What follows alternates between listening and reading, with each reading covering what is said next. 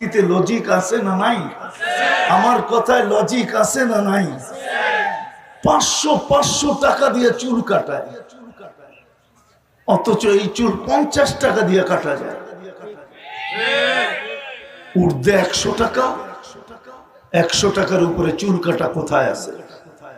আর বলেন যুবক যে নেটের ভিতরে সার্চ দিয়া নিয়ে গেল, স্ক্রিনশট দিয়া নিয়ে গেল, ওই চুল 100 টাকায় কোন জায়গায় কাটায়? বলেন আমাকে, বলুক যুবকরা, বলুক কি 100 টাকায় কাটে? হ্যাঁ, আরে বলে না কেন? 100 টাকায় কাটে চুল?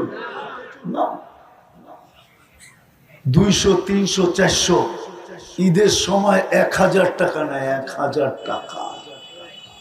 কিন্তু আমি যুবকদের পায়ে হাত রেখে বলবো, বলো তোমরা যে এই স্টাইলে চুল কাটো, নবীর দিলকে ছেদা কইরা এই স্টাইলে যে চুল কাটো, বলো আজ পর্যন্ত তোমাদের চুল দেখা কোন মেয়ে তোমাকে লেখা পাঠাইছে যে I.U? বলো, কি রাগ হয়ে গেল? কেউ লেখা পাঠাইছে? কোন বন্ধু মহল দেখাইতে পারবা যুবকরা যে মেয়ে লেখা পাঠাইছে তোর চুলের স্টাইল দেখে আমি লেখা পাঠাইলাম I.U? যদি কেউ না লেখা থাকে তো তুমি স্টাইলে চুল কাটো কেন? তোমাকে যদি কেউ I.U লেখা থাকে তাইলে তোমার যৌবন দেখা লেখছে, চুল দেখা না।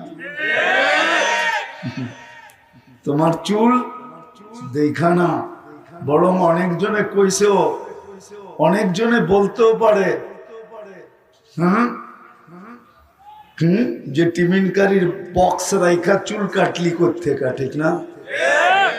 কিছু চুল তো এরকমও দেখা যায়, মনে হয় বাটি একটা রাইখা চতুর্দিক দিয়ে কাইটা ছেড়া দিছে।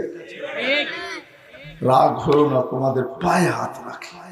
আজকে আমরা নির্যাতিত শুধু নবীর মুহাম্মদুর রাসূলুল্লাহ সাল্লাল্লাহু আলাইহি সাল্লামের সাথে আমরা মুখলেস না, নিবেদিত না। আমরা ওনার ইজ্জত রাখি, আদর্শকে